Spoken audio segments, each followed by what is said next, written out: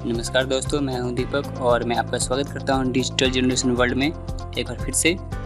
पिछले वीडियो में हमने सीखा था कि किस तरह से हम लोग अपना बैकग्राउंड चेंज कर सकते हैं और आज हम लोग सीखने जा रहे हैं कि किस तरह से हम लोग एक नया फ़ोल्डर बना सकते हैं, उसे कैसे हम लोग डिलीट कर सकते हैं, उसे किस प्रकार से हम लोग फिर से वापस ला सकते हैं। जी हाँ दोस्तों, तो हम लोग चलते हैं कंप्यूटर स्क्रीन पर और सीखते हैं कैसे हम लोग ये सभी काम कर सकते हैं। आइए चलते हैं हम लोग अपने कंप्यूटर स्क्रीन पे और हम लोग यहाँ पर अपना नया फ़ोल्डर एक बनाते हैं। तो सबसे पहले हमें अपने डेस्कटॉप पे राइट बटन क्लिक करना है। राइट बटन क्लिक करने के बाद आपको यहाँ न्यू पे जाना है। न्यू पे जाने के बाद आप देख सकते हैं कि सबसे ऊपर में एक फ़ोल्डर नज़र आ रहा है, हम उस फोल्डर पे क्लिक कर देंगे। फोल्डर पे क्लिक करते ही आप यहाँ पे देखते हैं कि आपके सामने एक फ़ोल्डर बनके तैयार हो गया है। इस फोल्डर पे हम लोग नाम दे देंगे। ये मैंने नाम ये बैक स्पेस से नाम मिटाया और यहाँ पे हमने नाम दे दिया MOHAN मोहन और उसके बाद इंटर। तो आप देख सकते हैं दोस्तों कि किस तरह से कितनी आसानी से यहाँ पे आपने एक फ़ोल्डर बना दिया है। अब अगर यदि आप चाहें तो इस फोल्डर का नाम चेंज भी कर सकते हैं। तो यदि आप फोल्डर का नाम चेंज करना चाहते हैं तो जिस फोल्डर का नाम आपको चेंज करना है उसी फोल्डर पर हम फिर से राइट बटन क्लिक करेंगे और राइट क्लिक करने के बाद आप यहाँ पे नीचे देखेंगे तो यहाँ पे आपके सामने एक रीनेम का ऑप्शन आ रहा है। हम इस रीनेम पे क्लिक करेंगे तो ये एडिट मोड में आ जाएगा और एडिट मोड में आने के बाद फिर आप इसे बैक स्पेस से नाम मिटा करके इसे एक नया नाम दे सकते हैं, जैसे में सोहन। तो आप देख सकते हैं कि यहाँ पर हमने कितनी आसानी से इसका नाम मोहन से सोहन कर दिया। यदि आप फोल्डर को डिलीट करना चाहते हैं तो आप आसानी से फोल्डर को डिलीट भी कर सकते हैं। फोल्डर को डिलीट करने के लिए आप उस फोल्डर पे जाएंगे और जिस फोल्डर को डिलीट करना है उस पर हम राइट बटन क्लिक करेंगे। राइट बटन क्लिक करने के बाद आप यहाँ पे रीनेम के नीचे ऊपर में आप देख सकते हैं कि यहाँ पे डिलीट शो कर रहा है, तो हम डिलीट पे क्लिक कर देंगे। डिलीट करने के बाद आपसे एक बार फिर से ये पूछा जाएगा कि are you sure you want to move this folder to the recycle bin, कि हाँ आप श्योर हैं कि इस फोल्डर को आप डिलीट करना चाहते हैं। तो अगर आप चाहते हैं कि यस, तो हाँ हम डिलीट करेंगे, यस पे क्लिक करेंगे तो ये आपका फ़ोल्डर डिलीट हो जाएगा। और जब हम अपने कंप्यूटर में से फ़ोल्डर को डिलीट करते हैं तो कई बार हम यही सोचते हैं कि हमारे कंप्यूटर में से वो फ़ोल्डर डिलीट हो चुका है, लेकिन ऐसा नहीं है। हमारे सिस्टम में एक रिसाइकल बिन नाम का एक फ़ोल्डर होता है। अगर हम अपने फ़ोल्डर को देखना चाहें तो रिसाइकल बिन में जा कर के हम उसे चेक कर सकते हैं। ओपन पे जाते हैं तो हम यहाँ पर देख सकते हैं कि हमारे पास यहाँ पर बहुत सारा फ़ोल्डर नज़र आ रहा है। तो इसमें हमने जो फ़ोल्डर को डिलीट किया था वो था सोहन। तो अभी आपका फ़ोल्डर यहाँ पर ये सुरक्षित है, तो आप चाहे तो इसे वापस रीयूज कर सकते हैं। तो वापस फ़ोल्डर को रीयूज करने के लिए हम लोग इसी फोल्डर पे, जिस फोल्डर को आप दोबारा से यूज करना चाहते हैं उस फोल्डर पे राइट बटन क्लिक करेंगे और उसके बाद यहाँ पे ऑप्शन आता है रीस्टोर का। तो आप रिस्टोर करके किसी भी फोल्डर को वापस ला सकते हैं, जैसे में हमने यहाँ पे रिस्टोर कर दिया। तो आप देखते हैं कि यहाँ पे सोहन नाम का फोल्डर हट चुका है। अब हम इसे क्लोज करके वापस बाहर डेस्कटॉप पे जाकर देखते हैं तो यहाँ पे आपको सोहन नाम का फ़ोल्डर नज़र आ रहा है। यानी आप किसी भी फ़ोल्डर को रीस्टोर करके वापस ला सकते हैं। लेकिन यदि आप फ़ोल्डर को डेस्कटॉप पर से डिलीट कर देते हैं और उसके बाद फिर आप रिसाइकल बिन में जा कर के अगर रिसाइकल बिन से भी आप अपने फ़ोल्डर को यानी कि सोहन को डिलीट कर देते हैं तो उस फोल्डर को फिर आप दोबारा वापस नहीं ला सकते हैं, क्योंकि वो आपके सिस्टम से ख़त्म हो चुका है। मैं यहाँ पे आपको फ़ोल्डर को डिलीट करने का एक और तरीका बताने जा रहा हूँ, जिससे क्या होगा कि आपका फ़ोल्डर परमानेंट डिलीट हो जाएगा और वो रिसाइकल बिन में नहीं आएगा। उससे पहले मैं अपने रिसाइकल बिन को पूरी तरह से खाली कर देता हूँ। ये मैंने टोटल फोल्डर को सिलेक्ट किया और इसे मैंने डिलीट बटन दबा के यस करके डिलीट कर दिया। अब हम देखते हैं कि हमारा जो रिसाइकल बिन है वो पूरी तरह से खाली हो चुका है।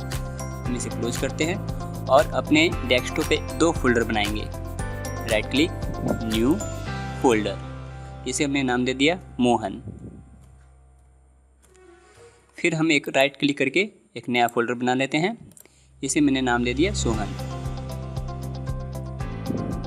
अब आप देखते हैं कि हमारे सामने दो फोल्डर बन चुका है, एक मोहन नाम का और एक सोहन नाम का। तो हमें करना क्या है कि हम मोहन को अपने सिंपल तरीके से डिलीट करेंगे, जैसे हम लोग करते हैं। मोहन के ऊपर हम लोग राइट बटन क्लिक करेंगे, उसके बाद डिलीट पे जाएंगे और यस कर देंगे।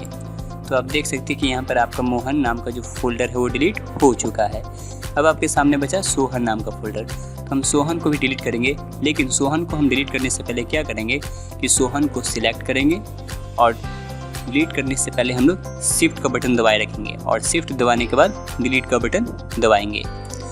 और उसके बाद आपके सामने फिर से वही ऑप्शन आएगा, are you sure you want to permanently delete this folder. तो हम चाहते हैं कि हाँ, तो हम यस पे जा करके क्लिक कर देंगे। तो आप देखते हैं कि ये सोहन नाम का फोल्डर भी डिलीट हो चुका है। अब हम रिसाइकल बिन में जाकर चेक करते हैं, रिसाइकल बिन में ओपन करते हैं। तो आप देख सकते हैं यहाँ पे कि आपके डेस्कटॉप पे 2 फोल्डर था, एक सोहन नाम का और एक मोहन नाम का। तो आपके यहाँ पे सोहन नाम का फोल्डर नज़र नहीं आ रहा है और मोहन नाम का फोल्डर नज़र आ रहा है। यानी कि आप मोहन को चाहे तो दोबारा रीस्टोर करके उसे दोबारा रीयूज कर सकते हैं, बट सोहन नाम के फोल्डर को आप दोबारा यूज नहीं कर सकते हैं, क्योंकि हमने सोहन नाम के फोल्डर को शिफ्ट प्लस डिलीट से डिलीट किया और शिफ्ट प्लस डिलीट का मतलब होता है परमानेंटली डिलीट। तो इसलिए आप जब कभी फोल्डर को डिलीट करें तो नॉर्मल तरीके से करें, ताकि आपका फोल्डर बाई चांस अगर आपको दोबारा यूज करना हो तो आप उसे यूज कर सकते हैं। अब यदि आप चाहे मोहन को रिस्टोर करना चाहते हैं तो मोहन को आप रिस्टोर कर सकते हैं। मोहन पे राइट क्लिक करेंगे और रिस्टोर कर देंगे, तो मोहन का जो फोल्डर है वो आपका डेस्कटॉप पे वापस आ जाएगा। अब मैं आपको यहाँ पे बताता हूँ कि किस तरह से हम फोल्डर को शॉर्टकट तरीके से क्रिएट कर सकते हैं बिना माउस पे हाथ लगाए। तो आपको करना क्या है कि अपने डेस्कटॉप पे एक बार क्लिक कर देना है, उसके बाद आपको प्रेस करना है control plus shift plus N. तो आप देख सकते हैं कि control plus shift plus N दबाते ही हमारे स्क्रीन पे एक न्यू फोल्डर बन के तैयार हो गया। आप इसे जो भी नाम दे सकते हैं, जैसे हमने नाम दिया ABC, इंटर। फिर से आपको एक नया फोल्डर बनाना है, तो फिर से आप प्रेस करेंगे control plus shift plus N. तो आप देख सकते हैं कितनी आसानी से ये फोल्डर बन के तैयार हो जा रहा है। जैसे इसको हमने नाम दे दिया BCA। तो आप इस तरह से कंट्रोल शिफ्ट एन दबा करके आसानी से फोल्डर जितना चाहे उतना बना सकते हैं। और यदि आप इसका नाम भी चेंज करना चाहते हैं तो बहुत ही आसान तरीके से शॉर्टकट की के द्वारा आप नाम भी चेंज कर सकते हैं। उसके लिए आपको फोल्डर को सिलेक्ट करना है और सिलेक्ट करने के बाद आपको प्रेस करना है F2। तो आप देखते हैं कि F2 दबाने से हमारा जो फोल्डर है वो एडिट मोड में आ जाता है और आप बैक स्पेस दबा के आप आसानी से इसे नाम दे सकते हैं। फिर आपको अगले फोल्डर को सिलेक्ट करना है। जिस फोल्डर का आप नाम चेंज करना चाहते हैं उस फोल्डर को आपको सिलेक्ट करना होगा। उसके बाद सिंपल फंक्शन बटन में से आपको दबाना है F2।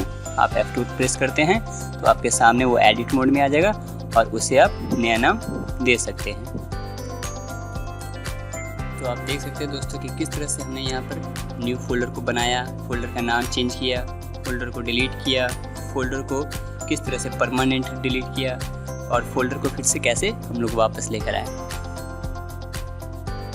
तो दोस्तों आप इस तरह से आसानी से आप विंडो का पूरा सिलेबस हमारे चैनल पे सीख सकते हैं। तो उसे सीखने के लिए आप इस चैनल को सब्सक्राइब जरूर करें और बेल आइकन को जरूर दबाएं, ताकि हमारे द्वारा बनाई गई कोई भी वीडियो आप मिस ना करें और वो आप तक सबसे पहले पहुँचे। इसे लाइक करिए, शेयर करिए, ताकि और भी आपके दोस्त इस वीडियो के द्वारा विंडो का पूरा पैकेज सीख सकें।